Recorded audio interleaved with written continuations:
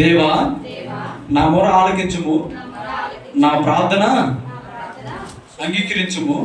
నేను ఎక్కలేని ఎత్తైన కొండ నన్ను ఎక్కించుము. దేవా నా ప్రార్థన ఆలకించు, నా మొర ఆలకించయ్యా. నేను ఎక్కాలనుకున్న నా కొండ నన్ను ఎక్కించయ్యా, నన్ను ఎక్కించయ్యా.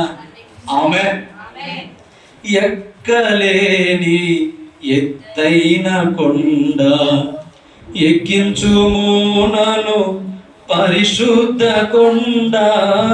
ఎక్కలేని ఎత్తైన కొండ ఎక్కించుము నన్ను, పరిశుద్ధ కొండ.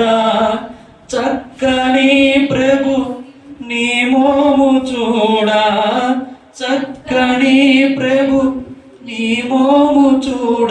నీ కొరకే నే వెదకేను దేవా, నాకొకసారి కనిపించ.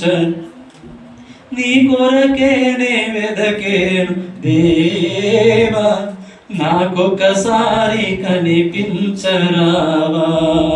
ప్రభు మోర వినవా, ప్రభు మోర వినవా.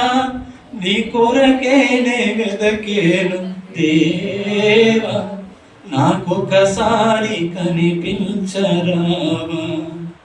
భక్తుడు అంటున్నాడయ్యా, ఆ కొండ ఎక్కడ నాకు ఆశగా ఉందయ్యా, కానీ ఎక్కే ఓపిక నాకు లేదయ్యా. నేను ఎక్కలేకపోతున్నానయ్యా. నువ్వు కృప చూపిస్తే, నువ్వు సహాయం చేస్తే ఆ కొండ నేను ఎక్కుతానయ్యా. ఈరోజు మీకుందా ఆశ? ఏ ఆశ? ఏ కొండ? పరిశుద్ధ కొండ అంటున్నాడు. ఎక్కలేని ఎత్తైన కొండ ఎక్కించుము నన్ను, పరిశుద్ధ కొండ. ఎందుకయ్యా? చక్కని ప్రభు నీ మోము చూడా, చక్కని ప్రభు నీ మోము చూడ. నీ కొరకే నే వెదకేను దేవా, నాకొకసారి. అంటే నువ్వు ఆపదలో ఉన్నావు. ఎవరు? నువ్వు ఆపదలో ఉన్నావు, చచ్చిపోతానేమో అనుకున్నావు. ఈ క్షణంలో ఒక వ్యక్తి నీకు మంచి సహాయం చేయి, అపాయం నుంచి నువ్వు తప్పించాడు, సరేనా? తర్వాత 1 లక్ష రూపాయలు అవసరమైనవి నీకు, చాలా ఇబ్బంది. ఈ సమయంలో కనుక నీకు ఆ సహాయం అందకపోతే నీ కుటుంబం రోడ్డు మీద పడే పరిస్థితి ఉంది. ఈ సమయంలో ఆ 1 లక్ష రూపాయలు కూడా ఆ వ్యక్తి ఇచ్చేసాడు, అవునా?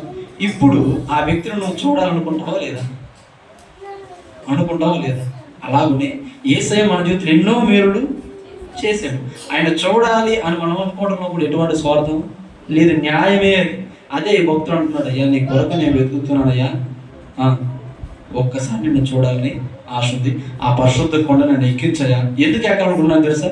ఒకడు పరిశుద్ధత చెందకపోతే, ఒకడు పరిశుద్ధుడు కాకపోతే ప్రభువుని చూడలేడు, చాలలేడు. అయితే నేను అలా ఉండకూడదయ్యా, ఆ పరిశుద్ధ కొండ నన్ను ఎక్కించు. ఎందుకు తెలుసా? నిన్ను చూస్తాను. ఎందుకంటే ఈ లోపల ఏమి చూసినా, ఎవరిని చూసినా వ్యర్థమే. ఏమి చూచినా, ఎవరిని చూచినా ఫలమేమి? నా కన్నులారా నిన్ను చూడరు. అది పరిస్థితి. ఏంటిది? ఈ కన్నులతో మీరు ఎన్ని చూస్తుంటారు? తృప్తి చెందినయా? తృప్తి చెందినయా? ఆఖరికి నిద్ర వస్తుంది, నిద్రపోవాలి, అయినప్పటికీ కూడా చూస్తానే ఉంటాం. అంటే శరీరాన్ని మనం బలహీనపరుచుకుంటూ కూడా చూస్తున్నావాడు, కానీ నీకేమన్నా తృప్తినిచ్చిందా? ఏమన్నా తృప్తినిచ్చిందా అంటే ఏమీ లేదు. ఆరోగ్యం పోవడం తప్పితే, అవునా? 10 నిమిషాలు ప్రార్థన చేయాలంటే 5 నిమిషాలకే నిద్ర వచ్చింది.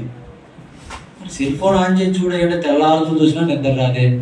అంటే ఎంత సింపుల్గా అపవాదిగాడు ఒక భక్తుడి జీవితాన్ని నాశనం చేస్తున్నాడు చూడండి, సింపుల్గా. అవునా? ఒక క్రైస్తవుని జీవితం ఎందుకు? ఆ కొండ ఎక్కాలనేగా, దేవుని కలుసుకోవాలనేగా, నిత్యరాజ్యానికి వారసులు అవ్వాలనేగా, అందుకే రక్షించబడింది, అందుకే సన్నిధికి వెళ్తుంది, అందుకే దైవ సేవ కొడితే ప్రార్థన చేయించుకునేది, అవునా? ఇవన్నీ చేస్తూ కూడా నువ్వు మళ్ళీ ఎటు వెళ్తున్నావు? నరకానికే పోతున్నావు.